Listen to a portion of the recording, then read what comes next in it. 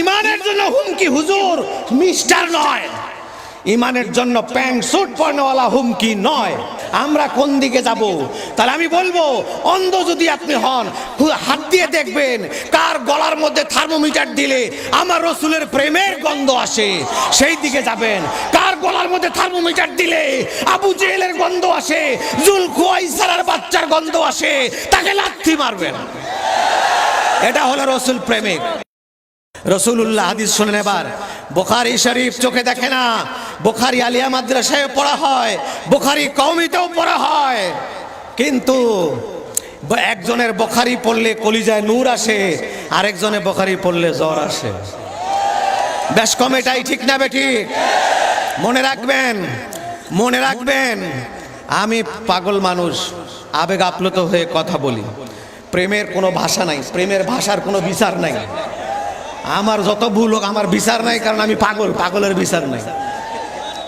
আমার কাছে সারা পৃথিবীর শ্রেষ্ঠ আলেম, সারা পৃথিবীর এই 700 কোটি মানুষের শ্রেষ্ঠ জ্ঞানী ব্যক্তি আমি জ্ঞানী ব্যক্তি মনে করি, কিন্তু যখন তার জ্ঞানের মধ্যে আমার রাসূলের আদব আর প্রেম নাই, আমি আমার জুতার সুতলা মনে করি। এটা আমার পাগলামি বলেন আর যাই বলেন। আর ওই রাস্তার পাশে একটা লোহার টুকটুকির মধ্যে আপনার জুতা সেলাই করতে ওয়াজ আছে, নামাজ আছে, রোজা আছে, হজ আছে, যাকাত আছে, জিকির আছে, সব আছে, কিন্তু এক ভাগে শুধু দুইটা জিনিস আছে, আরেক ভাগে দুই জিনিস নাই।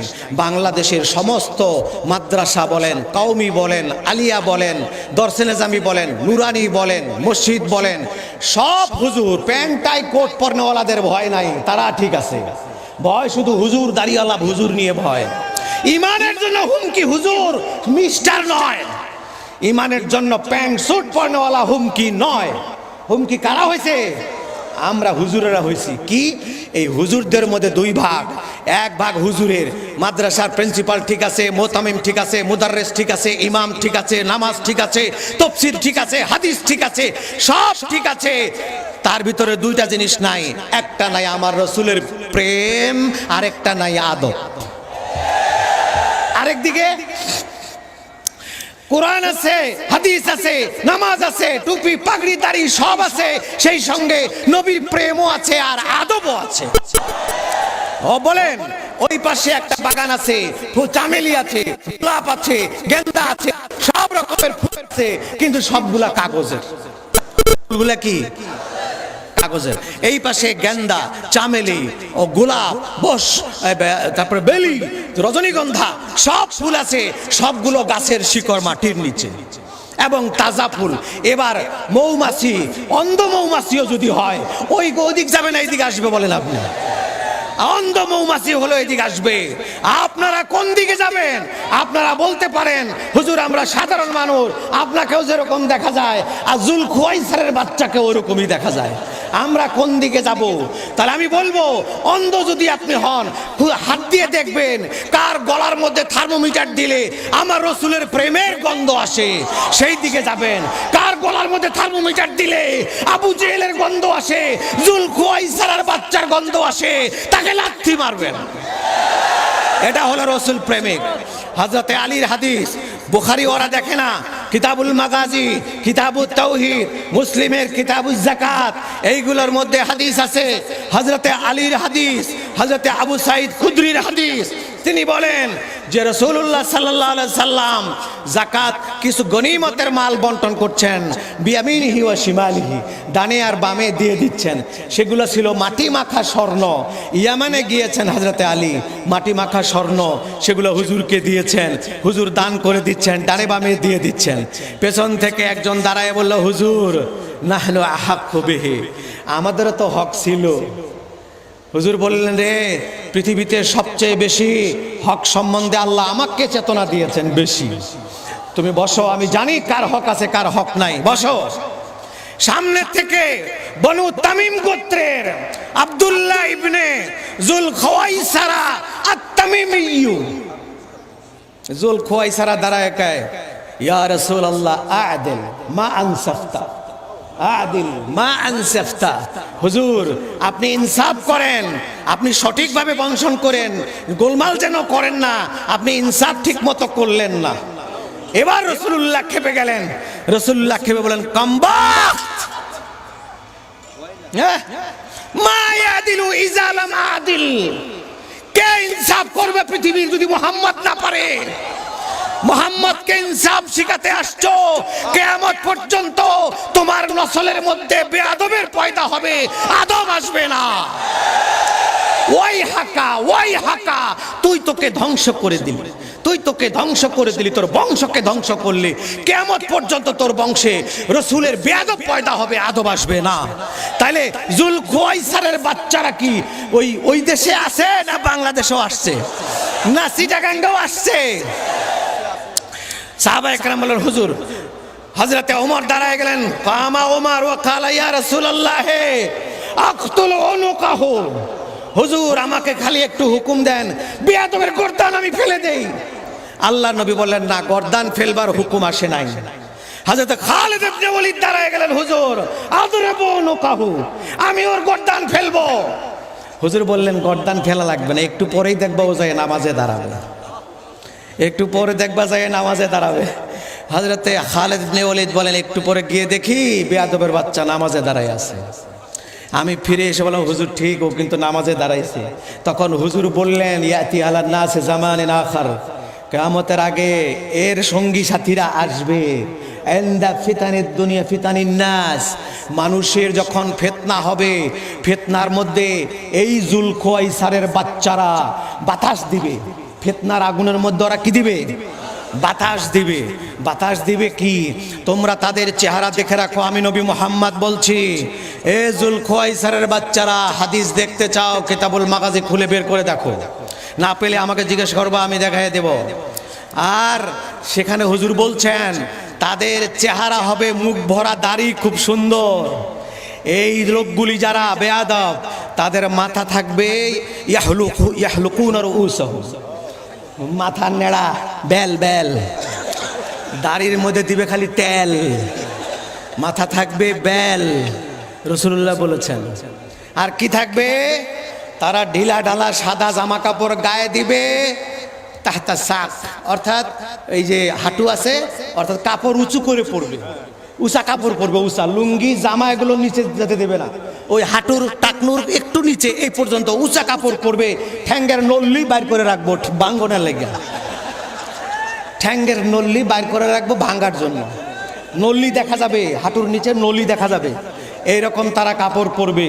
রাসূলুল্লাহ বলবেন ইয়াকরাউনাল কুরআনা লা ইউজাবিজু তারাকিহিম। হুজুর বললেন যে এরা এত সুন্দর কোরআন শরীফ পড়বে মন মাতানো ভাবে। হুজুর বলছেন কোরআনের তাফসীর তারা করবে, হাদিস বয়ান করবে, আন্তর্জাতিক খ্যাতি সম্পন্ন মুফাসসির হবে। লা ইউজাবিজুহুম তারাকিহিম, গলার নিচে কোরআন ঢুকবে না। আন্তর্জাতিক খ্যাতি সম্পন্ন মুফাসসির হবে, লালদিঘির ময়দানের মতো 14টা ময়দান লাগবে, এত মানুষ থাকবে, কিন্তু গলার নিচে কোরআন যাবে না। কোরআন থাকবে গলার হুলকুমের বাইরে, জিহ্বার মধ্যে। তারা এক সময় লাভ দিয়ে বলবে, বুক পকেটে জীবন রেখে কথা বলি। তারাই এক সময় দেখবেন যাইয়া পায়খানায় লুকাইয়া বাঁচবার চেষ্টা করবে। এক সময় যারা বুক ফুলিয়ে বলেছিল আমরা বুক পকেটে জীবন রেখে কথা বলি, জীবন বুক পকেটে না পায়খানায়? আবু জেহেলের কাদিয়ানির অফিসে, সেখানে জীবন রেখে এখন কথা বলে। এখন কোথায় গেল বড় বড় কথা? তারা আন্তর্জাতিক খ্যাতি সম্পন্ন মুফাসসিরে কোরআন হবে তারা, কিন্তু কোরআন তাদের ভিতরে ঢুকবে না। হুজুর বলেন শুধু তাই নয়, কালামুহুম কাকালামিল আম্বিয়া, তাদের কথা হবে নবীদের কথার মতো। সূরাতুহুম কাসূরাতিল মালায়েকা, তাদের সূরত হবে ফেরেশতার মতো। আমালুহুম কামালিশ শায়াতিন, কিন্তু তাদের উদ্দেশ্য আর কাজ হবে শয়তানের মতো। ফাহজুরহুম ইন তাত্তাকু, যদি বাঁচতে চাও ওদের খপ্পরে পড়িও না। রাসূলুল্লাহ বলেন তারা কি হবে, তাদের অন্তরটা হবে রাসূলের বেয়াদবিতে ভরপুর হবে। রাসূলুল্লাহ বলেন যে তাদের আমলের সাথে হাকির, তোমরা তোমাদের নামাজকে তাদের নামাজের সামনে লজ্জিত হবে, তাদের রোজার সামনে তোমরা লজ্জিত হবে। সাহাবীদেরকে হুজুর বলেছেন যে এই যুলখুয়াইসারের বাচ্চাদের নামাজের সামনে তোমরা নামাজি লজ্জিত হবে, তাদের কোরআন তেলাওয়াতের সামনে তোমরা লজ্জিত হবে, তাদের রোজার সামনে লজ্জিত হবে, তাদের আমলের সামনে তোমাদের আমল লজ্জিত হবে। তারা ঘন ঘন দাড়ির মধ্যে তেল দিয়ে সত্যি আস্তাগফিরুল্লাহ আস্তাগফিরুল্লাহ আস্তাগফিরুল্লাহ, ডাইন দিকে তাকাবে আস্তাগফিরুল্লাহ, বাম দিকে তাকাবে লা হাওলা ওয়ালা কুওয়াতা ইল্লা বিল্লাহ, পিছন দিকে তাকাবে লা ইলাহা ইল্লাল্লাহ, খালি আল্লাহর জিকির করবে। হুজুর বলেন সব তাদের কণ্ঠের উপরে, নিচে না। কলিজায় কিছু তাদের নাই, তাদের কলিজায় আছে যুলখুয়াইসারার প্রেতাত্মা। যুলখুয়াইসারা বলেছিল হুজুর সাবধানে মাল বন্টন করবেন, ইনসাফ করেন, মান সবটা আপনি ইনসাফ করেন নাই, ওই যুলখুয়াইসারের প্রেতাত্মা তাদের অন্তরে থাকবে। তবে আরেকটা কথা হুজুর বলেছেন শেষ জুমলার মধ্যে, এটা আমি বৃহত্তর স্বার্থে বলবো না, সাংঘাতিক কথা হুজুর বলেছেন, এটা আমি আর বললাম না। শেষ কথা যেটা হুজুর বলেছেন ওইটা বলা যাবে না, ওইটার ভাবার্থটা আমি বললাম। যদি বাঁচতে চান ঘুরতে ঘুরতে যাদেরকে আল্লাহ তাআলা হুব্বে রাসূল দিয়েছেন তাদের পক্ষে আপনারা যাবেন। খবরদার মনে রাখবেন, রাসূলুল্লাহকে কোনো ইহুদি যদি ভালোবাসে, সেই ইহুদি অন্তর দিয়ে যদি হুজুরকে ভালোবাসে, কাফের মুশরিক ইহুদি, সেই ইহুদি পর্যন্ত বেঈমান হয়ে জাহান্নামী হয়ে কবরে যেতে পারে না। ইন্তেকালের আগে বেঈমান হয়ে হুজুরের খাদেম ছিল কয়জন? একজন দুইজন খাদেম। হুজুরের খাদেম ছিল সাহাবী উকবা ইবনে আমের, হুজুরের খাদেম হযরত আলী, আরো অনেক খাদেম ছিল। মুসলমান খাদেম শারীরিকভাবে হুজুরের খেদমত করত, কেউ চুল কাটতো, কেউ থুতু ফেললে। আমাদের আদব সাহাবীর আদব কত পার্থক্য দেখেন। আমাদের আদব হলো কেউ যদি আমাদের পীর মোর্শেদ থুতু ফেলে তা আমরা চিল্লাবো ভাই পিকদানি আনো, পিকদানি আনো, হুজুর থুতু ফেলবে। আর সাহাবীদের আদব কি ছিল? এই জন্য একজন সাহাবী চেহারা দেখে আল্লাহ তাআলা গাউসুল আজম থেকে নিয়ে শুরু করে পৃথিবীর সমস্ত ওলি আল্লাহ যদি এক পাল্লায় যায়, আর একজন সাহাবী ঘোড়ার পিঠে বসবে, সেই ঘোড়া যেখানে পা রাখবে সেখানকার 3 আঙ্গুলের 1 চিমটি মাটি যদি এক পাল্লায় দেওয়া হয়, আল্লাহ বলেন আমার কাছে ওই 1 চিমটি মাটি ভারী বেশি। সাহাবা একরামের চেহারা দেখে নয়, নামাজ দেখে নয়, রোজা দেখে নয়। হুজুর নিজেই বলেছেন তোমাদের আমল মুনাফিকের আমলের কাছে কিচ্ছু না। আব্দুল্লাহ ইবনে উবাই ইবনে সলুল রাসূলুল্লাহর পিছনে আবু বকরের সাথে নামাজ পড়ছে, রাসূলুল্লাহ চিনতে পারে নাই। ফেরেশতা জিবরিল এসে বলেছে 1 নম্বর বাটপার, এইটা বড় দাড়িওয়ালা, বড় পাগড়িওয়ালা বাটপার, এ আপনাকে কষ্ট দেবে। রাসূলুল্লাহ চিনতে পারছেন সর্বনাশ, এত নামাজ নিয়ে এই কারবার, এত রোজা নিয়ে এই কারবার। তাহলে মনে রাখবেন সাহাবীরা আব্দুর রহমান ইবনে মুলজিম জিব্বা যখন কাটা হয় তখন সাহাবীরা লজ্জিত হয়েছে তার আমল দেখে, অথচ আব্দুর রহমান ইবনে মুলজিম কাফের। তাহলে আমল দিয়ে বিচার করা খুব মুশকিল আছে। অনেক আব্দুর রহমান ইবনে মুলজিম বলেন, ইয়াজিদ বলেন হযরত হুসাইনকে কি করেছে? হযরত হুসাইনকে জুমার দিন জুমার নামাজের সময় শুরু করেছে শহীদ করা, আসরের সময় হুসাইনকে শহীদ শেষ হয়ে গেল। হুসাইনের দেহ মোবারক পড়ে আছে, গোশতের টুকরা ঘোড়ার খুরের সঙ্গে চলে গেছে। হুসাইনের মরা লাশের পাশে দাঁড়িয়ে যুলখুয়াইসারের বাচ্চারা কি জামাতে নামাজ পড়ে নাই? আসরের নামাজ জামাতে পড়ছে। এমন নামাজিও তো আছে, আছে না? না আছে। সেই নামাজির জন্য আল্লাহ বেহেশত বানায় রাখছে না। ফাওয়াইলুল লিল মুসাল্লিন, নামাজ তাদেরকে জাহান্নামে টেনে টেনে নিয়ে যাবে। যেই নামাজ হুসাইনকে কতল করলো, আফসোস হলো না, সেই নামাজ তাকে জাহান্নামে নিয়ে যাবে। সুতরাং মনে রাখবেন আমল দিয়ে পারা যাবে না, ওদের আমল বেশি হবে, রাসূলুল্লাহ স্বীকার করেছেন। তাইলে এখন কি করতে হবে? শেষ কথা হলো এটাই যে আমরা সেই দিকে লক্ষ্য রাখতে হবে। আজকে যে আরেকটা যেটা বলেছিলাম যে এখন যাদের আমল আছে, নামাজ আছে, মাদ্রাসা আছে, পাগড়ি আছে, রাসূলুল্লাহর মহব্বত আছে, তাদের সাথে থাকবেন। মহব্বত থাকলে বেঈমান হয়ে কেউ মরতে পারে না।